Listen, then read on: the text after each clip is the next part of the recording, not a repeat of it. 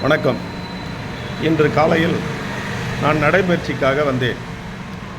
அப்பொழுது ஒரு ஸ்டாப்பிங்கில், உதாரணத்திற்கு வேலூர் ராஜா தேட்டர், அங்கு 5:30 மணிக்கு நான் நடைபயிற்சிக்கு வந்து கொண்டிருந்தேன். அப்பொழுது மக்கள், அதாவது பொதுமக்கள் ஒரு 10 12 13 பேர் நின்று கொண்டிருப்பார்கள். வியாபாரிகள், கூலி வேலை செய்பவர்கள், கட்டிட தொழிலாளி என்று. அப்போது ஒரு மாநகராட்சி பேருந்து வந்து நின்றது. ஒருவரும் அதில் ஏறவில்லை. புதிய வண்டி. நான் நின்று கொண்டு பார்த்து கொண்டு தான் இருந்தேன் டீ கடையில். அங்கு அது சென்ற பிறகு பின்பக்கமாக உடனடியாக ஒரு தனியார் பஸ் வந்தது. அதுவும் நம் மாநகர பேருந்து தான். அதில் காட்பாடி காட்பாடி காட்பாடி என்றார்கள். அனைவரும் அதில் ஏறினார்கள்.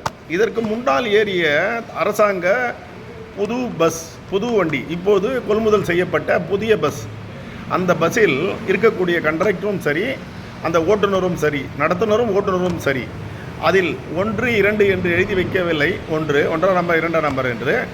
அதேபோல் யாரும் படியில் நின்றோ காட்பாடி, புதிய காட்பாடி காட்பாடி என்று கூறவே இல்லை.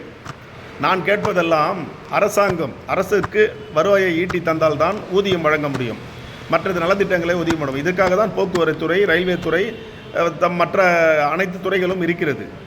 அப்படி இருக்கும்போது அதில் பொதுமக்களாகிய ஓட்டுநர்களும் சரி, நடத்துனர்களும் சரி, ஏன் இந்த பராபட்சம், ஏன் இந்த சோம்பேறித்தனம்? நான் உங்களை மனசாட்சியோடு கேட்டுக்கொள்கின்றேன்.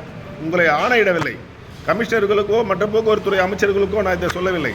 அந்த ஓட்டுநர், நடத்துனர்கள் தயவு கூர்ந்து படியில் நின்று புதிய பஸ் வரும்பொழுதோ இல்லை மக்களை காட்பாடியோ எந்த ஊரோ என்று கூவி அழையுங்கள். அதனால் ஒன்றும் குறைந்து போவதில்லை. உங்களுக்கு கலெக்ஷன் படி வேறு உண்டு. நீங்கள் கலெக்ஷன் கட்டுவதில் கூட அரசாங்கம் உங்களுக்கு கலெக்ஷன் படி என்பதை ஒன்று தந்துகிறார்கள். அதனால் தயவு கூர்ந்து அரசுக்கு இழப்பீடு ஏற்படாத வகையில் நீங்கள் அனைவரும் அந்தந்த ஸ்டாப்பிங்கிலே பஸ்ஸை நிறுத்தி பொதுமக்களை ஏற்றிக்கொண்டு, மற்றும் எந்தெந்த ஸ்டாப்பிங்கில் நிறுத்தக்கூடாது என்கிறார்களோ அங்கெல்லாம் நிறுத்தி அவர்களை அழைத்து சென்று பொதுமக்களிடமிருந்து நற்பெயரையும், அதே சமயத்தில் அவர்களுக்கு தேவையான அனைத்து விதமான சாலை வசதி ஏற்படுத்தி கொடுத்து அவர்களுக்கு செய்ய வேண்டியது அரசாங்கத்தின் கடமை.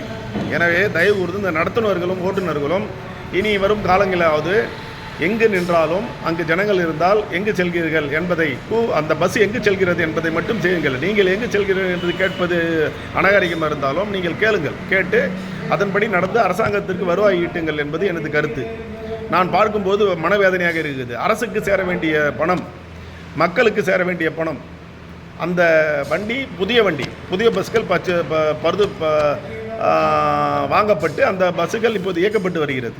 அது பொதுமக்களுக்கு தெரியவில்லை. இது ஏதோ புது விதமான பஸ்ஸாக இருக்கிறது என்று இன்னும் எழுத படிக்க தெரியாதவர்களும் அறியாதவர்களும் நம் தமிழ்நாட்டில் இருந்து கொண்டு தான் இருக்கிறார்கள். எனவே மனிதாபிமானத்தோடு ஓட்டுநர்களும் நடத்துனர்களும் தயவு கூர்ந்து பள்ளி மாணவர்கள் ஆனாலும் சரி, கல்லூரி மாணவர்களும் சரி, ஏழை ஆனாலும் சரி, மூட்டத்துக்கும் தொழிலாளியானாலும் சரி, அடிப்படை வசதிகள் இல்லாதவர்கள் தான் இவர் போகிறார்கள் என்பதை நான் உங்களுக்கு தெரிந்து கொள்கிறேன். நன்றி, வணக்கம்.